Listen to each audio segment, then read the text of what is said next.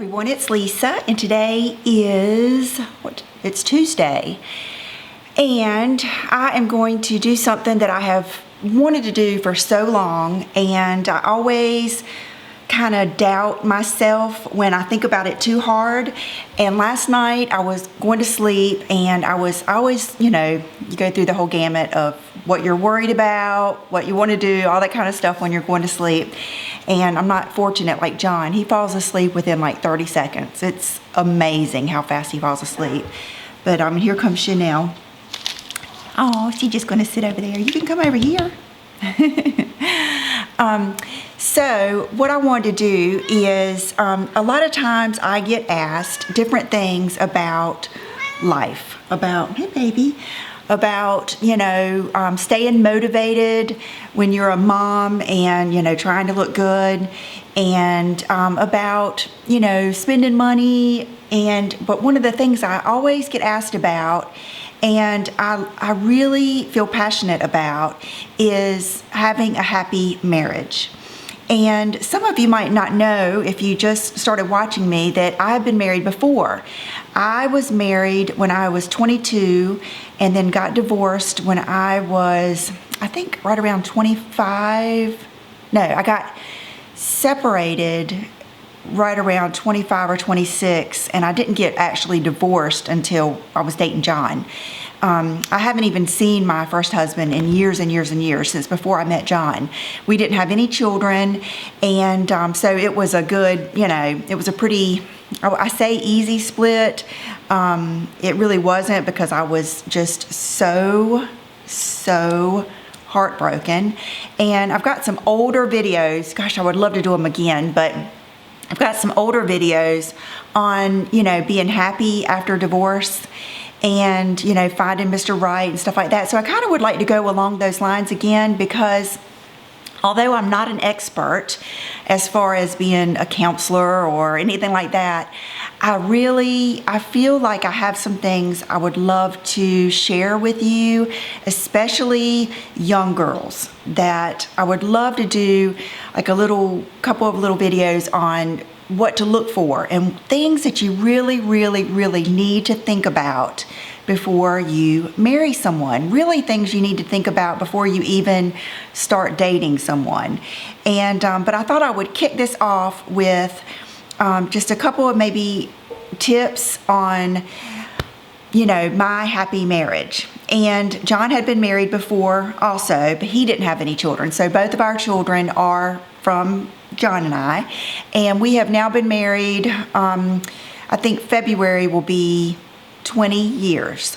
And I can honestly say that we have never, of course we might argue a little bit, but we have never had an argument that lasted like overnight or anything like that. Any kind of little argument we might have would be just like a back and forth, and settled within, I don't know, definitely like within an hour or something like that. One of us might take time to think about it. And so that's something else I want to get into, or some tips to get you out of that, because it's just not healthy to extend an argument if you don't have to. So I want to go into some stuff like that too. And the fact that I have been in a marriage that was not a good marriage, and I want to make sure I say that I learned so much from that. I learned so much from that I think it was so worth it. And I'm thankful. And I do not blame him at all. I blame myself. And I'll get into that, at a later time. I'll just see what response I get from this. But I feel like it's something I really have to give. And it's something that I love talking about. And if I could help one person, that would be worth it to me. So we'll have to see, how it goes. But one of my best tips that I can give you is from my mom.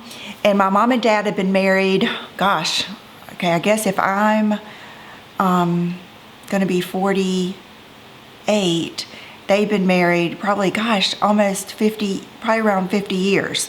And my mom has never she started dating my dad when she was, I believe, 15. And because I've got the little ring he gave her on her 16th birthday. And they had me when my mom was 19 and my dad was 21. So, and I'm not saying that they have, not had their ups and downs and all that kind of stuff, but I think I've learned from that too. And both of my grandparents were still together till they passed away. John's parents were still together, and I think that's another thing I want to get into at a later date. Today I didn't really write anything down because I kind of just wanted to see how this goes first and kind of talk from my heart, and then I might end up having to do some notes next time because I know I like to ramble. My problem is never having enough to say, it's having too much to say. I love to, I love to tell stories and all that stuff. So anyway, one thing that my mom told me years ago, and it has helped so much, and it's something so simple, and that's kind of what I mean. I mean, when she said this to me, she probably didn't even think it was some big, profound advice that she was giving me, but it has stuck with me, and it has helped me so much in every little thing, especially maybe a dispute or something that could hurt my feelings, and I don't let it. And that is a big key, I think. And another thing I was thinking too last night is, I don't know if you guys saw the Sex and the City movie. I believe it was the first one. And remember when Carrie gave Charlotte a baby shower? And afterwards, Samantha came, and after the baby shower, they were all sitting around, I believe, like a round coffee table, and they were talking about Samantha not being happy anymore. And she says, well, nobody's happy all the time, and nobody's happy every day. And they said, they were looking around, they looked at Charlotte, and they said, are you Charlotte? And she says, well, yes. She said, it might not be all day, every day, but every day. And that is exactly how I feel. There might be a spot in the day that John, he's very direct. He's very much a man in every sense of the word, as far as some of the things I'm going to talk about in a minute. So sometimes things can maybe make me mad, hurt my feelings, hurt my pride, just any of those things, inconvenience me or something like that, but I'm never unhappy overnight. I mean, it's just like I feel very blessed to be in a happy marriage, but I feel like there's things that I did and still do, and we both still do, to get here. And so I would love to share those with you. And so here goes. Roundabout. I'll try to be better about that. But something my mom told me, I was complaining about something, and my mom is, she's my best friend now. Now, growing up, that's another thing I could get into. She really wasn't, she was a good friend in that she was a good support. She gave good advice, very good advice. But she was very much a mom. My parents were parents. They were not worried about hurting my feelings. They were not worried about making me mad. They were parents. But now, as I've gotten older, they're still, my parents, and I still would obey any single thing they told me. But I get great advice, and she is my best friend. I just really, any decision I make, anything, any decision I make at all, I pass by my parents, and I just trust their advice just the most. And I was talking to her about something, I can't even remember what it was, but it was something about John, and it was something he did or said, because he and I are very different about the way we think about things and do things when it comes to, not when it comes to children or relationships, but when it comes to actually doing something, like getting something done. And so a lot of times he will frustrate me, and, he'll say something that I don't like. And anyway, my mom said, just remember, he's only a man. And when she said that, it just stuck with me. And what she meant by that is they're just men, and they think so differently than we do. They're so, they don't have the emotions that we do that go into our decisions. They don't have most of the time, now this is all going to be, I wish you could see her. I'm going to take a picture of her. Here's my mom. She just texted me. They don't have like the attention to detail, and they don't overanalyze stuff like we do. Just all those things that women are, most women are known for, and that we're blessed to be. I think it takes men and women, And okay, I'm going to have to let you go for a minute so I can talk. And so anyway, I wanted to just touch on that if you will keep that in your mind, that he's just a man, the next time he says, how many shoes do you need? Or, I should have put some better examples out there.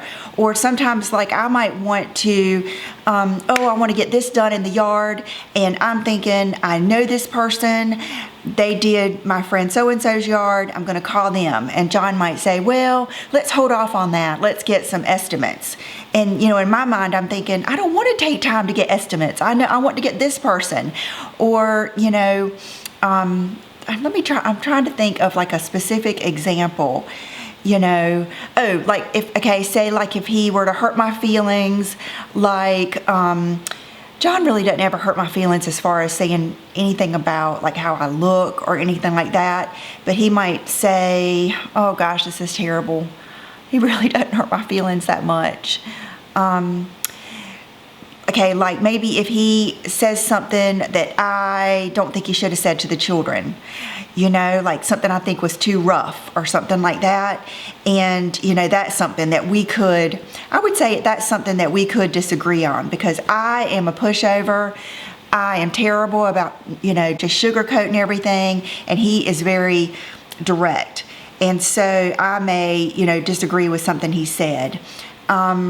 Just different things like that. In your marriage, you will know, but you just need to keep in mind that we think differently. So if it's something that hurts your feelings, try to think from his perspective. Try to think, that he is not putting that emotion into it. He's not thinking like you do. He's not analyzing it like you do. Say if you call him at work with something to say and he tells you he can't talk. Just try to think, he's busy. They don't think like we do. He is not going to be as, maternal, so he's not going to think about every little thing that the kids do at school, or every little thing that you felt like the teacher, you felt like she made a snarky comment to you and he didn't think so, or something like that. You just have to remember that they're very different. And if you keep that in mind and you try to really take the emotion out of it, and, another thing I want to get into is pride, but that will be like a whole different, I'm going to go ahead and put it in here because I think it goes in here. But another thing that my mom told me that has been so valuable is your pride. Now, I don't mean like self-respect. Everyone should have your self-respect, and no one should take that away from you. But pride, what I mean by that is, do not let your pride keep you from apologizing. I mean, I can't tell you how many times that I have felt, I was right, I was right in that. But I think I'll go maybe to another room and I'll think about it, and I'll just say, is this really worth escalating this and dragging out a little argument over something petty? Is it really worth that? The last time I can think of that is when he didn't like my hair when I did it dark. I checked with him first. He said to go do it, but he hated it. I mean, he hated it so bad that I could just see it in his face when he looked at me.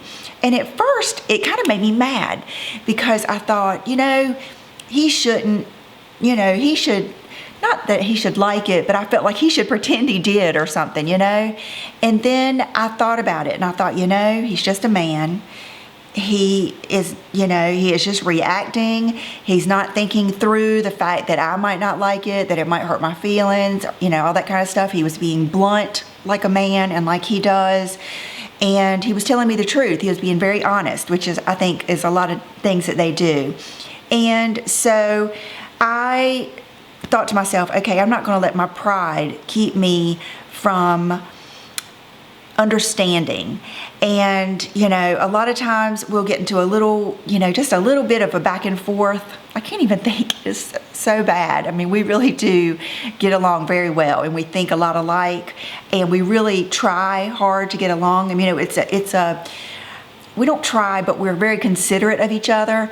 But I can think of many times that we've had maybe a little bit of a discussion, maybe when we were shipping packages, you know, when I used to sell a lot more off of my website, which I'm going to get back into that, but that's another story. But we would be in there shipping for like, you know, 2 hours, and maybe we'll, you know, go back and forth. Maybe he would fuss at me for putting too much on his desk at one time or something, and it would make me mad. So I would go in my bedroom just to take a break, and I would think, you know, it's not worth arguing. So even though I didn't really think I had done anything wrong, I would go in there and I would say, you know, I would even, you know, sometimes I'll even make a joke, are you going to apologize to me? And, you know, I'll make it better, or I'll say, you know, I'm sorry that we are arguing over this. It's really not worth it, and I'm sorry if you thought I meant this, this, and this, and I'm sorry if I got my feelings hurt and you didn't mean to. And that will really open up a discussion. And, you know, when you have just that true love and self-respect as your base, you will just conquer those little arguments. Whereas I could think, hey, you know, he's going to apologize to me or something like that, you know, and it's just not worth it. So I want to keep these kind of brief. I don't want to go into too many, you know, stories and stuff, but I would love to, you know, answer any of your comments or questions. And, you know, we'll see how this goes and if I can go into a few more things, but it's something I really do think that I have to share. I think I'm really good. I really try to be good at thinking, what did I do? What was my part in that? Could I have said, am I being too sensitive? Could I have said something different? Am I considering the fact that he's just a man and he is going to say things different? He's going to feel different. You know, he might have been, you know, blunt, honest with me and hated my hair, but that's why I love him, because he's blunt, honest when he gives me tons and tons of, you know, love and compliments, and tells me, he'll give me specific compliments on what he likes, and I love that. So, you know, you have to take that good and the bad. So if you have anything to add to that, I'd love to hear it. And please, you know, subscribe and give me a thumbs up on this video if you liked this. Let me know what you think. And I just think it's always good. I think I saw it on it was a car wash billboard one time, and I'll never forget it. It applies to me with clothes, makeup, advice, everything.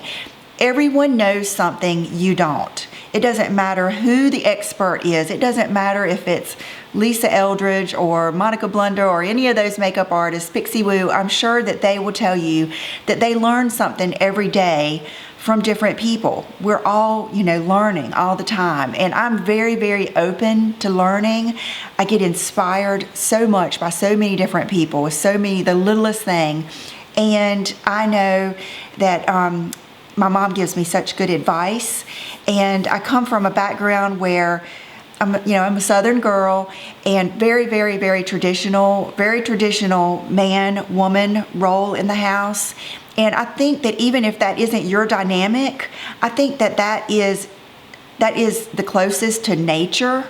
And I think that still helps, even if that isn't exactly how your family dynamic is. I think that still helps when it comes to arguments and getting along and understanding each other. You know, men are from Mars, women are from Venus, or whatever that book was. I think that, you know, a lot of people talk about that. So I'm going to do a quick outfit of the day. I'm going to get Bridgie off the bed. She's crying, and I'll be right back. Okay, so today I have on these joggers that I bought from Nordstrom during the sale.